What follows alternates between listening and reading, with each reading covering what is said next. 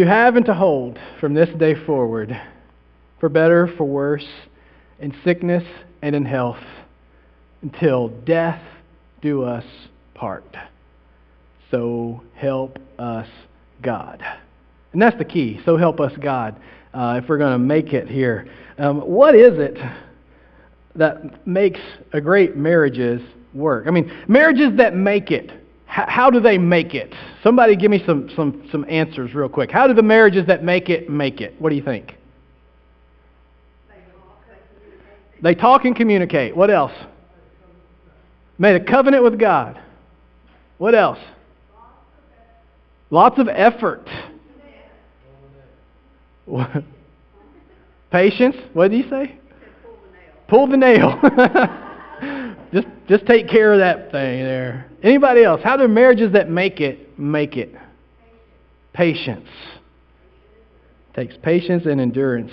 Absolutely. Well, today we're wrapping up a 5-week series called From This Day Forward, and I knew this would fall on this weekend when we did it, and typically, as you all know, the attendance is kind of down, and this is probably the most important sermon that I've ever preached, ever. And so that just kind of adds a lot to it. But what we're doing is what we've been doing, and we're still continuing to do, is investing in the lives of our marriages that we have, and then giving also some tools to those who are not married at this time, and maybe someday probably will be, could be married someday. And so we're really, for everybody, saying we want to make our marriages, whether we have them now or in the future, we want to make them godly. We want to have healthy marriages. We want them to be all that God would have them to be. And so we've been talking about and making commitments for the last 4 weeks and up to today, this 5th week.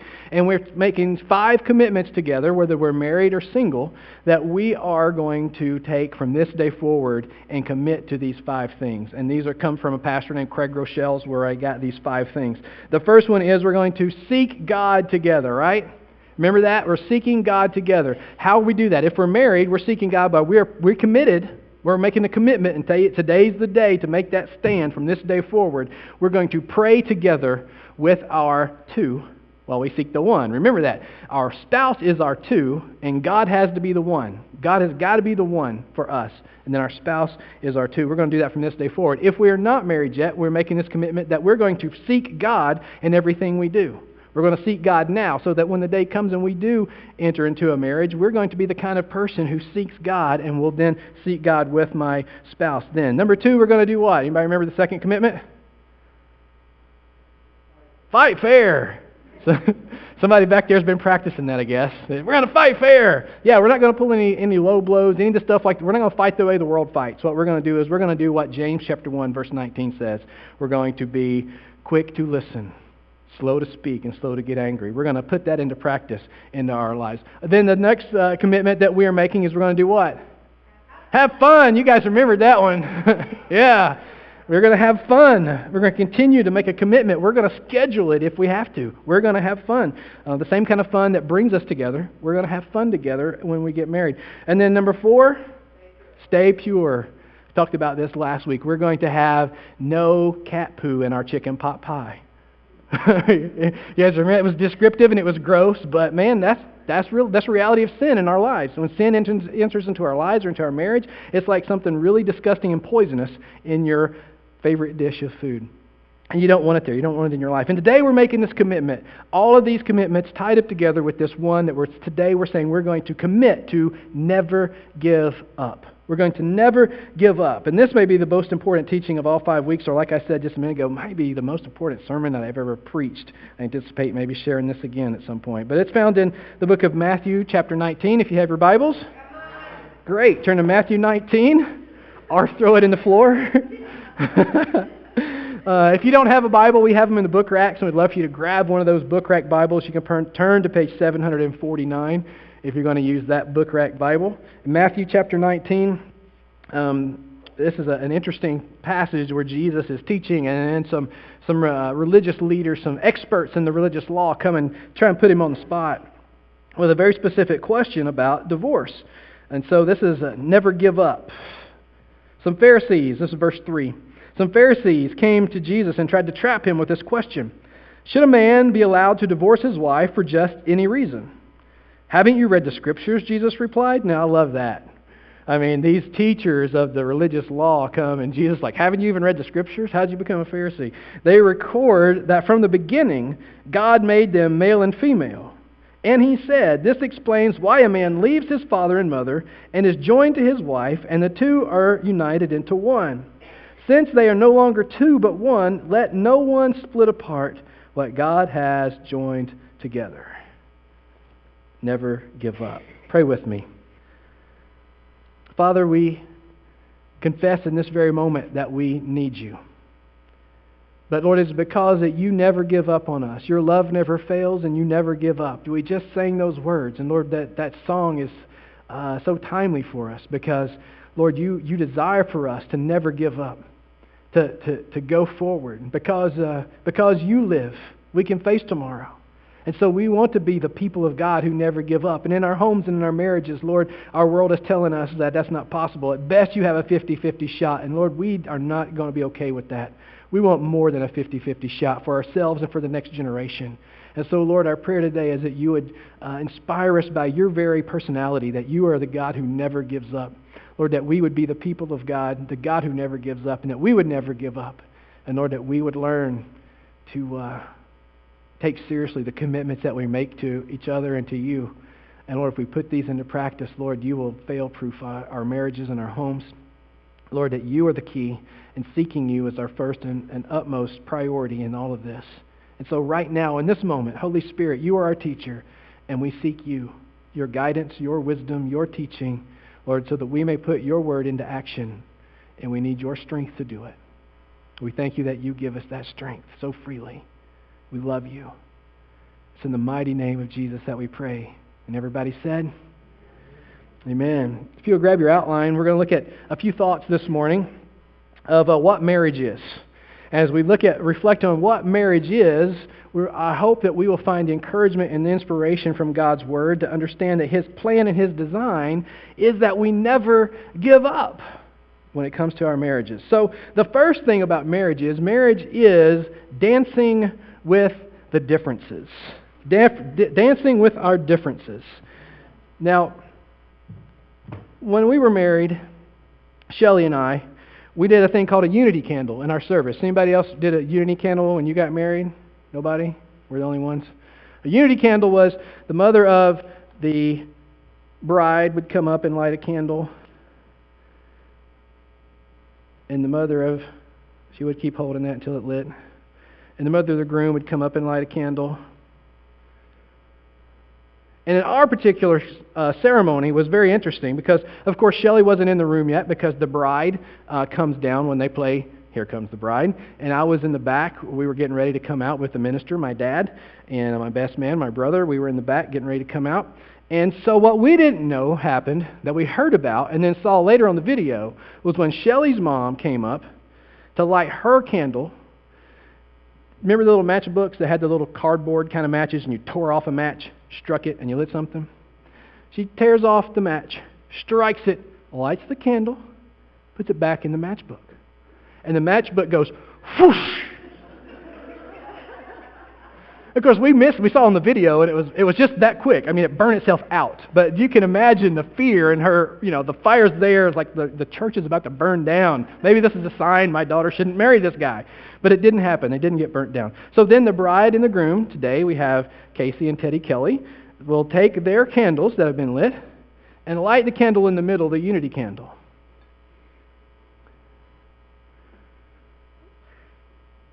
Probably should have practiced this first.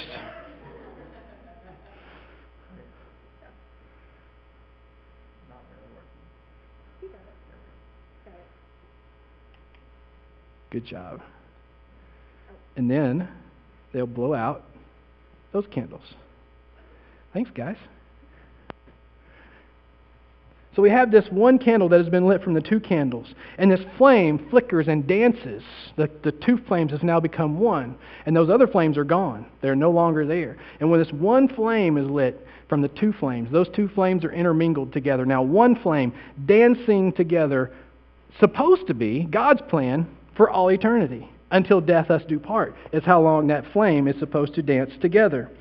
So how many of you would say you married someone who is opposite from you in some way? You guys who are married. If you're not married, don't lift your hand up. Okay, absolutely. In some way, it's interesting that when we're dating, we say stuff like opposites attract. And then I've heard this other saying, on the other hand, that once you're married for a while, that opposites don't attract, opposites attack. And that's unfortunate that that actually does happen in our culture, because what's cute when you're dating, what's even attractive, the opposites of who you are, attracts you to one another. When you're dating, once you're married a while, it not only is it not cute anymore, it can even become annoying. It attracted you, and now it's annoying to us when we're married. How do we deal with this? This is the question. How do we dance with these differences in our marriages? So because this is God's design, we need to keep reminding ourselves, this is God's design. Opposites attract. Opposites come together in marriage. And the challenge is we often end up in conflicts. Because once you're together all the time with someone who's opposite from you, sometimes the conflicts will begin to happen. And what starts out as something small can grow bigger and bigger, and that's why we have to learn to fight fair. This is why we have to learn to continue to have fun. Because if we don't watch out, as it grows bigger, it becomes mistrust. It becomes a lie. It becomes unforgiveness. And it becomes bitterness. And these things can happen over time when we don't address these things. Then somehow you wake up one day and you're two people living under the same roof, living two completely separate lives. How did we go from every song on the radio is our song? Doesn't even matter. Whatever song comes on, it's like, it could be a song by Meatloaf or the Black Eyed Peas or Bill Gaither. And it's oh, that's our song. Oh, that's our song. It's about us. And we go from that, we're buying cute cards for each other and a little stuffed platypus. And we're sharing these things, or whatever your animal is. Maybe it was a donkey. I don't know. And you share these things. And you get from there to divorce court. And a knockdown, drag-out fight. Because, man, this is something that's really been on my heart as we've been going through this last 5 weeks. Of such good, close friends and family members of mine who started off with every song's about us. And we're sitting around going, man, they are so annoying. They're so in love, it's annoying. And they buy little gifts and talk, and they have little cute pet names, and now they're divorced, and it was nasty, and it was brutal, and it was ugly. How do we get there? Because we don't dance with the differences. God doesn't want this to happen. He doesn't want this to happen. He wants us to never give up. Now, I'm not talking about staying in an abusive relationship. I want to just get that right up front here, because if you're in one of those where you're a punching bag, I think it's healthy to separate. It's healthy to separate and seek counseling and seek direction. You don't mean you give up. I think you do whatever you can to work on your marriage at that point. But if you're in an abusive relationship, it's probably the best to get out of that and find a way to get counseling and get help in that area so that you can work on your marriage. And also, I don't want for those who've actually had a marriage end, and you're here today, and maybe it didn't end well. I don't want you to feel a lot of guilt today, because this is something that's in the past, and I think this is something where you probably worked and did everything you could, and someone else didn't work at it like you wanted to work at it. Somewhere along the line, you or maybe they gave up, and it happened. But this is not about the past. One of the things I've been praying for throughout this series is the healing of broken hearts. That yes, we want to give tools, we want to give investment, we want to make commitments, but also I know that there's some brokenness in some of our relationships and some of our hearts and our relationships and our marriages. And I've been praying that God would do what only God can do and bring about the healing in those places in our hearts. So regardless of your past, here's what we're going to do. Regardless of your past, from this day forward, we're going to never give up. Regardless of what's happened in our past, from this day forward, right? We're going to never give up. As Matthew 19 story continues and unfolds, Jesus actually talks a little bit more about divorce. And then he gets down to verse 26, and the disciples are asking him about how can a rich man get into heaven. And he really just says, you know what? With man, this is impossible. But with God, everything is possible. That's what we need to get. When we're talking about never give up, well, you just don't know my situation. But with God, everything is possible. Well, you just don't know what I have to live with. But God knows. And with God, everything is possible. That is why our first commitment is to what? Seek God. We've got to continue to do that no matter what. In Matthew 19, the Pharisees are trying to trap Jesus into saying something contrary to their law, their religious law, about marriage and divorce. So they asked him some very pointed questions. And they said, should a man be allowed to divorce his wife for just any reason? Maybe you picked up on that. like marriage was allowed in their culture. They were trying to get Jesus to say something wrong by saying for just any reason. So something that is hard for us to imagine, that we had to kind of understand the context here. In this culture, women were seen more like property than as an equal. You had, really, if you were a man and when you got married, you had your house, and you had your cow, and you had your wife. Not necessarily in that order, but you had things that were considered your possession. So it's hard for us to kind of wrap our mind completely around where this question is coming from. But Jesus' answer, and he kind of shocks everybody, I think, with his answer, because he takes these leaders of the law straight to the very beginning of the law. Genesis, the very beginning of all things, the creation of all things. And he says, haven't you even read the Scriptures? In the beginning, God made them male and female. This is God's design. This is God's plan. There's male and there's female. The plan is that one male, one female come together in union. And what God joins together, let no man separate. This is God's design and this is God's plan. He makes it very clear right there that this is God's way for us. When the two are united, they're united into one. When you get married, you still have your own personality. This is the differences. This is why we have to dance with the differences. You don't lose your identity when you get married. The two become one in God's eyes, absolutely. But you still have your own personality and identity. And this is why Jesus makes this statement. And it's a quote in almost every Christian wedding ceremony. Let what God has joined together, let no man separate. He's like, you're going to have differences, but you're going to be joined together in God's eyes as one.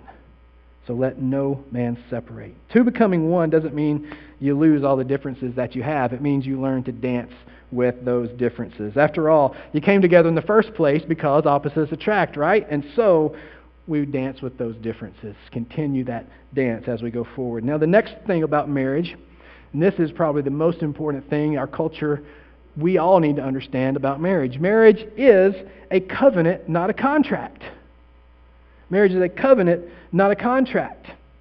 We had Teddy and Casey come up a minute ago, and last year I got to do their wedding, and it was one of my favorite. Well, I've done a lot of great weddings. It was one of my favorite weddings I've ever done. One, because it was by the lake, and two, because we had a surprise guest at the wedding, and it was a little dead fish that was sitting there. It was kind of gross, but it was made for an interesting wedding. And in their wedding, you guys go ahead and come up here. They had these ropes. They wanted to do something I'd never seen done before, and they went and got these ropes. One represented Teddy, and one represented Casey, and then they had a white rope that was a little bit bigger than the other ropes right in the middle. And during the wedding ceremony, I held the ropes at one end, and they stood and they wrapped the ropes together. What God has united, let no one separate. They took it a step further than most of us do. The unity candle is great for saying there's two that become one, but Teddy and Casey said, we want God in the middle of our marriage, and we want to be wrapped all around Him. And so this was a symbol of their love for each other, but also their intention, their commitment to God, that they would have God right in the middle of their marriage from this day forward. Thanks, guys. Now, what happens if you rip this rope apart?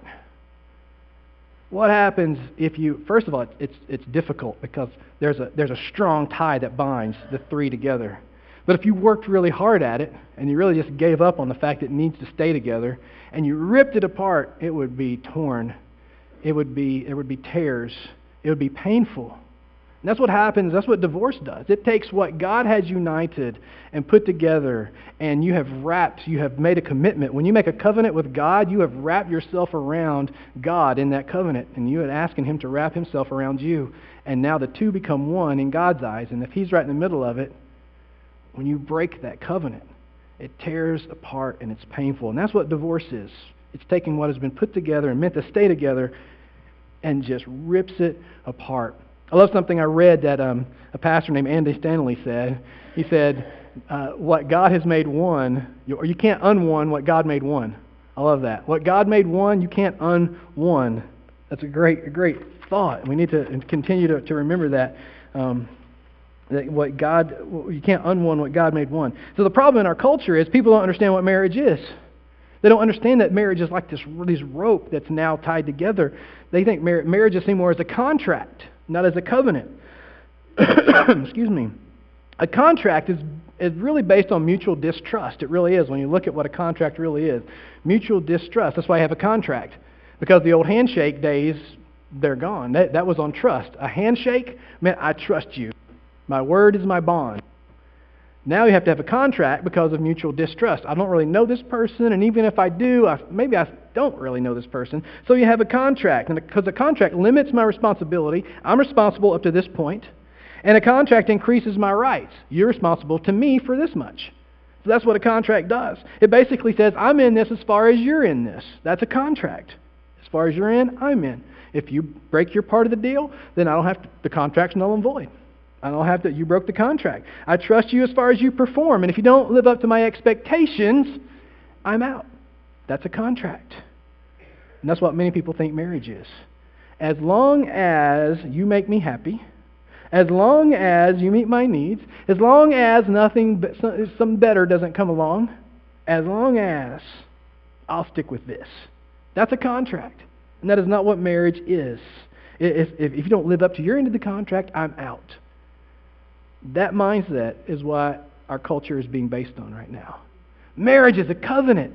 It is intended to be a covenant with God. And a covenant is based on mutual commitment. A covenant is based on mutual commitment. A contract is based on mutual distrust, but a covenant is based on mutual commitment. A covenant is to be a permanent relationship. These ropes that are tied together, they are meant to permanently stay tied together. A covenant is meant to be forever. And the covenant comes from the Bible. Usually when we use the word covenant, we know we're talking about the Bible, probably the Old Testament when we use that word covenant, when you hear it. And the covenant from the Hebrew word is this word berith. Let me hear you say berith. It literally means a cutting. The word literally means a cutting. What they did is, when people made a covenant together, they took a bull or some other animal, but most often a bull. They cut the bull in half and had an altar on this side, and they put half the bull on this side. And they had an altar on this side and put half the bull on this side. And the two folks making the covenant agreement would then walk together, pass between the two halves 7 times. This was part of the ritual. Like we have rituals in our weddings. This was part of the ritual of a covenant. And when they went through 7 times, the idea was, if I break my part of this covenant, may what happened to this bull happen to me. In other words, it's a life and death deal. It's meant to be permanent. It means I better die before I break this covenant. That's what it means, a covenant. When they got married in these times, in Old Testament times, the bride and the groom would come before an official of God, a type of priest, and the priest would take a blade and would cut their hands slightly, just so a little trickle of blood would come out. He would then take their hands and hold them together so that their lifeblood mingled, and he would wrap a rope around those hands as part of their wedding ceremony and say something similar to what we say today. What God has joined together, let no man separate. And their very lifeblood joined together. That's covenant. A covenant. What God has joined together. You can't unone what God made one. So from this day forward, for better or for worse, for richer or poorer, in sickness and in health, forsaking all others, as long as she makes you happy? No. No. As long as he keeps his part of the deal? No. As long as nobody better comes along? No. As long as I don't fall out of love? No. Absolutely not. From this day forward until death do us part. So help us God. To get divorced when you fall out of, because you fell out of love. I mean, I've actually counseled folks and I just fell out of love. It's like turning in your car, selling your car, or getting rid of it because you ran out of gas. Think about that. If your tank is empty, you don't just say, well, I got to get another car. You fill up your tank, don't you? In our marriages, when our tank gets empty, and it happens, we don't just need to go get another car. We need to fill up this tank. If you run out of love, you know what? Ask God to love through you. If we're going to seek God as our first commitment, when we get that love tank starts to get empty, you know what we're going to have to do as we're seeking God? We're going to confess that to Him. We're going to have the kind of relationship where I'm seeking God with this person. And if I'm starting to fall out of love, I'm going to, with that person, be praying for God to help us make it through whatever this is going on and begin to fill up that love tank. Because when I can't love you, I want to ask God to love you through me. The God who is love. The God who is love itself, himself, to love you through me. That's pretty good love. And I know it can get difficult. And you let God do what you can't do. You don't have the strength to do. You allow God to do that. We do that in all kinds of areas of our lives. Well, I can't do anything about it. I guess I'll just give it to God. Why don't we just start with that in our marriages? Why don't we just give it to God from the get-go and leave it in His hands and let Him do it? Ask Him to love and forgive through you. Because you made a covenant, not a contract.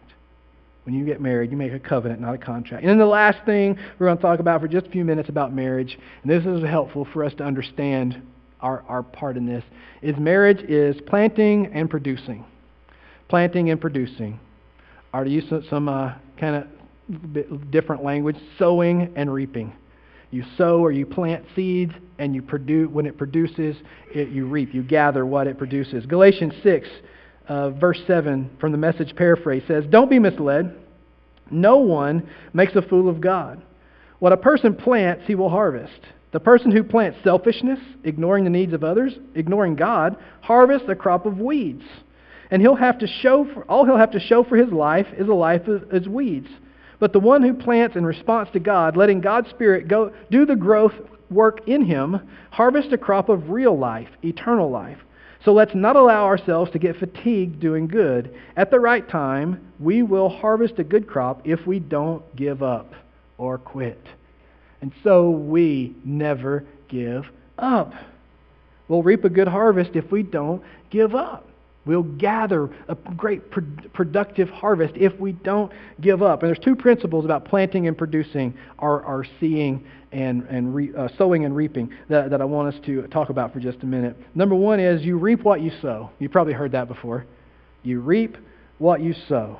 So that means if I plant an apple seed, I'm not going to get an orange tree that grows up from there. It's not going to happen. If I plant a tomato plant here, it's not going to give me some good jalapeno peppers. You reap what you sow. And in marriage, if someone plants grace and they plant compassion, what are they most likely going to receive? May take some time. May take some working through some stuff. But if you continue to plant grace and compassion in your marriage, you know what you're going to receive? You're going to be producing grace and compassion and receive that back. The harvest depends on the seeds that you plant. If you don't like what you've been getting, take an honest look at what you've been giving. I know. Stepped on my toes all week trying to look at this and say, if you don't like what you're giving, look at what you're giving. So you give what you want to receive. Grace and peace. Number two, the second principle about planting and producing is you reap where you sow. You reap where you sow. So if I plant an apple tree over here, it's not just going to suddenly spring up over there, is it? No, if I put the seed over there, it's going to grow up right where you plant it. If I plant all my energy and my passion into my job, how's that going to help my marriage grow? If I plant all my energy and my passion into a hobby, how's that going to make my marriage grow? Now, you should have energy and passion for your job, and you should have energy and passion for your hobbies, absolutely. But if you don't plant some of that energy and passion in your marriage is not going to grow to what God would have it to be. Because, man, we do this. We plant over here and wonder why we're not getting a harvest over here. Things aren't going great. Why? Because you haven't been seeking God. You haven't been fighting fair. You haven't been having fun. You haven't been staying pure. And God is your one, and your spouse is your two. Remember this, anything that takes the place of the one in your life is called idolatry. And anything that takes the place of the two in your life, your marriage will never be what God intends it to be. God is your one, your spouse is your two. Your marriage will be as good as you decide it will be. Your marriage will be as good as you decide it will be. So that is why we never give up. I read this week this article in Relevant Magazine. I thought it was timely, so I put these 8 things in here. We'll kind of wrap up with these. 8 things healthy couples don't do. All this is really, really good and timely and kind of funny in some ways. The first one was that healthy couples don't post negatively about each other on social media. I know not everybody in here uses social media like Facebook and Twitter and those kind of things, but those of us who do, you most likely have seen at some point somebody post something negative about their significant other, because it happens all the time. That's why I try not to read that stuff, because it doesn't help at all. So we're making a commitment. If I want to be a healthy couple, I'm going to fight fair. If I'm going to never give up, I'm not going to post that garbage out there on social media. We're going to talk about these things. Number 2, healthy couples do not make career priority rather than relationship. Again, you reap what you sow, and you reap where you sow. So career is not going to be the priority over that relationship. Number 3, healthy couples do not have altogether time with technology. I know that's more and more increasingly. The younger generations have got to get this. You can't have all your together time with technology. I shared this with a friend of mine, and she said that she saw this on Facebook because I posted these 8 things, this article. When I read it, I posted it on Facebook. She said, it was so great, and I had to send it to my husband right away. And then she laughed and said, and then I realized it was at 10 o'clock at night. We were both in bed on our little tablet devices, and we were both playing on the internet and doing our email and all this. And so I said, oh, you got to see this. And I sent it to him. And I did exactly this thing. We had our together time with technology. Wow. Wow. Somebody else had this great picture about Batman. And they told me that their husband sent it to them sitting beside him in bed instead of showing it to him. I thought that was pretty funny too. Another pastor named Perry Noble said this at a conference I was attending a couple of years ago. He says, speaking to pastors mainly, but it's for all of us. He said, if you are on a date with your wife and you use Twitter and you tweet about your date while you're on the date, you officially suck. And you shouldn't do that. And I know you guys don't like that word, but that's what he said. And I'm like, that's right. Say, I'm going out with my smoking hot wife tonight. Or I went out last night. We had a great date night. But if you're on the date, turn this stuff off and be on the date. That's the point he's making. And I think that's important for us to realize we need to not have all our together time with technology. Number 4, healthy couples do not avoid hard subjects. We have to be able to talk about the hard subjects. Healthy couples have to learn that we don't avoid the hard subjects. Because if you're not able to talk, there's an intimacy issue factor. If you're intimate enough to do intimate things that married couples do, you should be intimate enough to deal with the hard subjects that do come up, and they do come up. Number 5, healthy couples do not punish one another. That's the silent treatment. Now, you might not be able to speak for a minute because you're so mad and just say, look, I need some space. I need a minute. I need 10 minutes. Give me an hour. That's different. The silent treatment is you just shut down and shut off. That's silent treatment. Withholding affection. That is how a lot of people do punishment. I was counseling with someone this week, and they were saying, until I buy her this purse, she said I'm cut off. And I was like, good Lord. This is real. And it is not godly.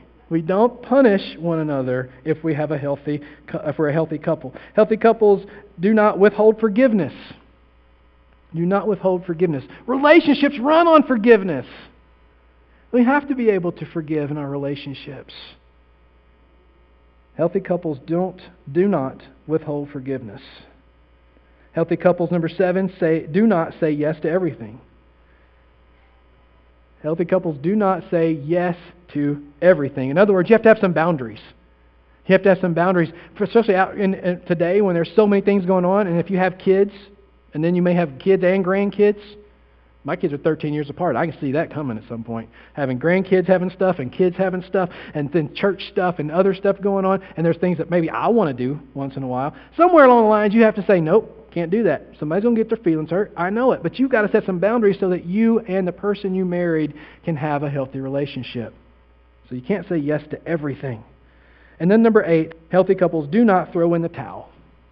Do not throw in the towel. That means we never give up. We don't do it. We're making this commitment from this day forward. We are never going to give up. And the main thing to do is we have to pray for our spouse. We have to pray for our spouse. And we have to pray with our spouse every day we need to be praying together. And if it seems, and in some cases, that your spouse has become the enemy, what does Jesus say to do? Love your enemies. Whoa! Pray for your enemies. All she ever does is persecute me. Jesus said, pray for those who persecute you.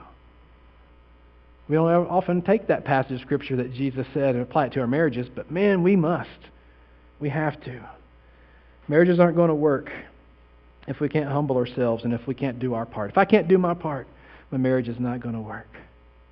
So I'd ask from this day forward, if you would say, yes, I'm going to make these commitments, I'd ask you to just stand as we pray and ask God as we enter into a covenant agreement with Him that from this day forward, we're going to never give up.